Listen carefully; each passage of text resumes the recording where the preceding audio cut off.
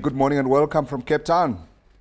Morning. How are you, Godfrey? I'm fine, thank you. Anthony, it still looks a very tough market indeed for small cap companies there, as we have seen from trading updates coming up from various companies. We've got Interwest Holdings. We want to talk about CK, RBA Holdings, and Cipla MedPro. Let's try and see if we can get through all those. Let's begin, of course, with Interwest Holdings. Now, we had a trading update from them, and their headlinings for the earnings for the year that's ended December 31.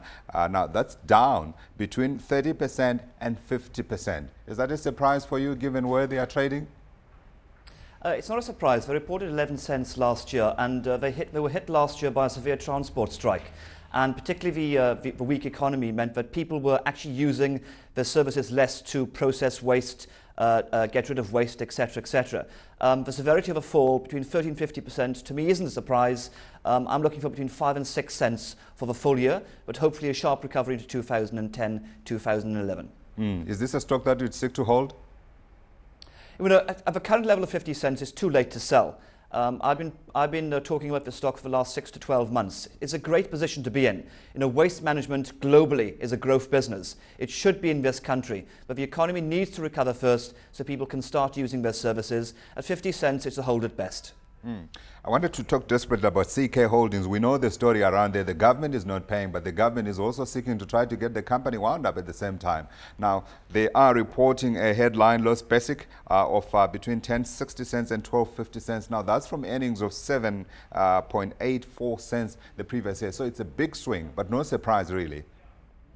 No, we mentioned this the last time we spoke on CK. Basically, as you know, they owe the government 108 million rand in terms of a loan, and government owns CK 235 million rand. So government physically has no money to pay for houses that CK has built. So CK is doing badly. One of the country's largest housing providers for low-cost housing is suffering, and seemingly another branch of government is trying to wind the company up. You know, this has been a scandal that's been ongoing for the last 3 to 4 months, and nothing is happening on the government side. Now, at the same time, now they're reporting a substantial loss on a major contract. I suppose this would be the government one, isn't it? Yes, it's basically one of the contracts in Western Cape. They have a very large contract to upgrade housing along the airport road. And basically it's been fraught with delays, fraught with service delivery issues, and basically fraught with government being unable to pay for houses built. Is there a risk that the company could be wound up, do you think?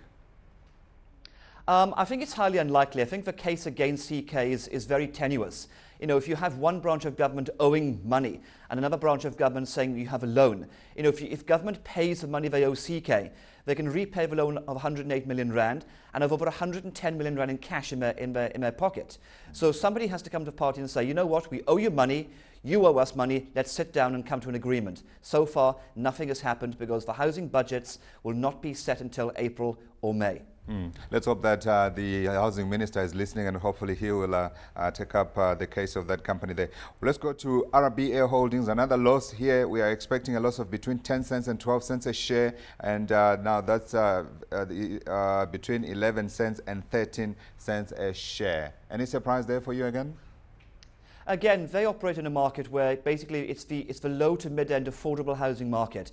People getting bonds for the first time, buying a small to medium-sized house for themselves or their families. You know, with the credit crunch last year, banks were issuing or not issuing any bonds.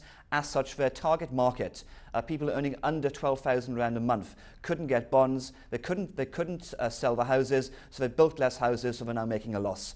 If the housing market picks up, hopefully the banks will start lending again, and the target market will start buying. But right now, RBA Housing is in a very difficult space, and I don't see recovery in that stock for the next 6 to 12 months. We keep hoping there. Let's move on to Cipla MedPro, South Africa. A good set of numbers from your view, but no surprise really given the strength of the rand, and of course a large part of their costs are in sourcing those drugs from India. Yes, they have a very interesting model where basically they're supplied cheap generic drugs by one of the world's largest generics companies from India, and they have exclusive rights to sell those drugs in South Africa, primarily into the private and the state market. The state market currently is a growing market for Cipla. You saw in the results, they showed 36 cents a share, up 26% year on year. I think going forward, Cipla will produce very, very good cash flow, very good profits, and surprisingly, at the presentation in Joburg and Cape Town, Jerome Smith, the CEO, indicated he would pay a dividend this year, which came as a surprise to many people. So Cipla, growth stock, good prospects, good market, paying a dividend. What more do you want? I suppose you're saying goodbye to Adcock and never come back. Yes, I think the Adcock deal was very opportunistic. Cipla did incur about 12 to 15 million rand in costs in fending off that bid. Management time was distracted.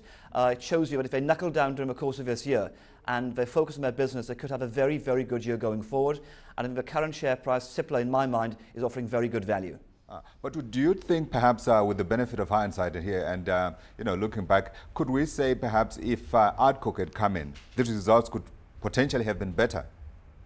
Oh yes, if you take off, management indicated at the presentation, if you add back into the earnings the cost of fending off the bid, what cost is management time spending months, looking over your shoulders to what Adcock is doing, these results could have been substantially better. We're not talking hugely better, but by maybe a cent or two.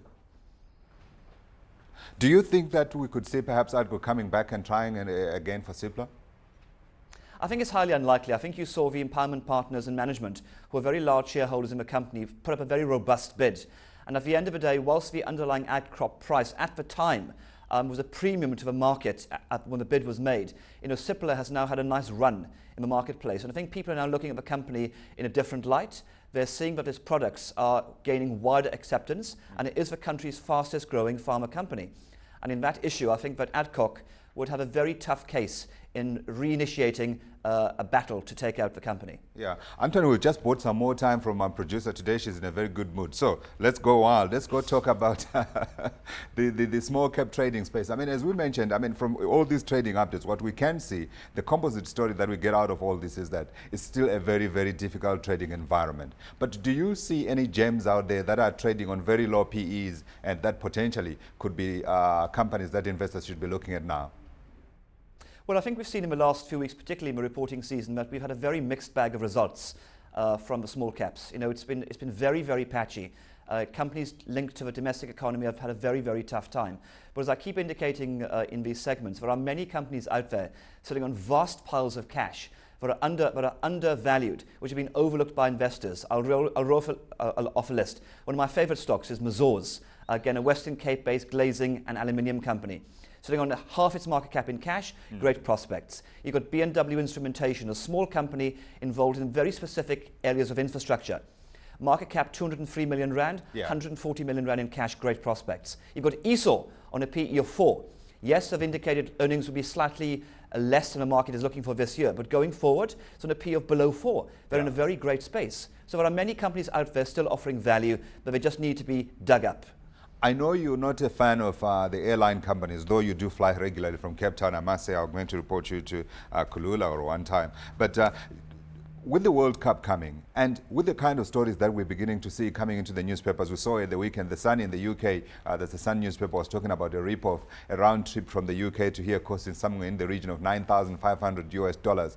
But given those kind of benefits, however dodgy or shady, if you like, they appear to be, wouldn't you say that airline companies would, airline stocks would be stocks that investors perhaps could be looking at?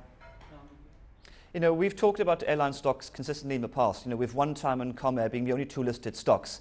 They are currently under investigation, particularly Comair and SAA, for alleged price collusion around the World Cup. It's a very emotive issue currently, where the government is looking to curtail costs to bring people into the country and as such to invest in tourism in the longer term. Whilst airline stocks will have their day in the sun around the World Cup and prices will probably be higher than they want to be, consistently airline stocks are not masters of their own destiny. It's tied in with labour issues, with international economic trends, with the oil price, etc., etc. So whilst airline stocks in the short term may have a fillip, and One Time specifically has in the last few weeks, again, longer term is not an area that I think offers investors prudent, secure value. You make your money while the sun shines, when you move on to the next stock.